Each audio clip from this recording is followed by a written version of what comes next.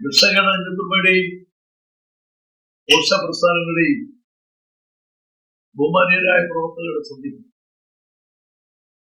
ഇപ്പോൾ പാർലമെന്റിൽ പാസാക്കപ്പെടാൻ പോകുന്ന വഖഫ് ഭേദഗതി ബില്ല് നമ്മുടെ സമുദായത്തിന്റെ മുസ്ലിം സമുദായത്തിന്റെ അസ്തിത്വം തകർക്കും എന്നതിന് പുറമെ ഇന്ത്യയുടെ മതേതരത്വത്തിനും ദേശീയതയ്ക്കും ഇന്ത്യൻ ഭരണഘടനയ്ക്കും വിരുദ്ധമാണ്. ആ ബില്ലിനെ എതിർക്കൽ നമ്മുടെ ഈമാനിക ബാധ്യതയാണ്.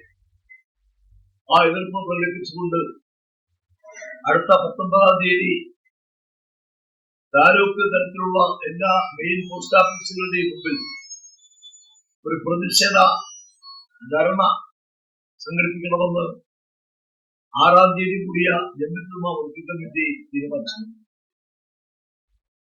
8-ാം തീയതി തിരുവനന്തപുരത്ത് കൂടിയ ജമാഅത്ത് ഫെഡറേഷൻ നേതൃത്വ യോഗവും ആ തീരുമാനം അംഗീകരിച്ചു. സംയുക്തമായി 19-ാം തീയതി രാവിലെ 10 മണി മുതൽ 12 വരെയുള്ള സമയത്തിനിടയിൽ സമുദായത്തിലെ എല്ലാ വിഭാഗം ആളുകളും പങ്കെടുത്തുകൊണ്ട് ഒരു പ്രതിഷേധ ധർണ നടത്തി വിജയിപ്പിക്കണം. നമ്മുടെ പ്രതിഷേധം അതിലൂടെ അറിയിക്കണം.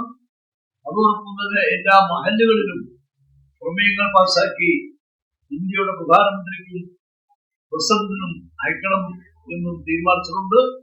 ആ തീരുമാനത്തിൽ എല്ലാവരും സഹകരിക്കുകയും ഈ സംരംഭം വിജയിപ്പിക്കുകയും ചെയ്യണമെന്ന് അഭ്യർത്ഥിക്കുന്നു. തൊഴിയൂർ മുഹമ്മദ് മൗലവി, ദക്ഷിണ കേരള ജംഇയ്യത്തുൽ ഉലമ ജനറൽ സെക്രട്ടറി. അസ്സലാമു അലൈക്കും.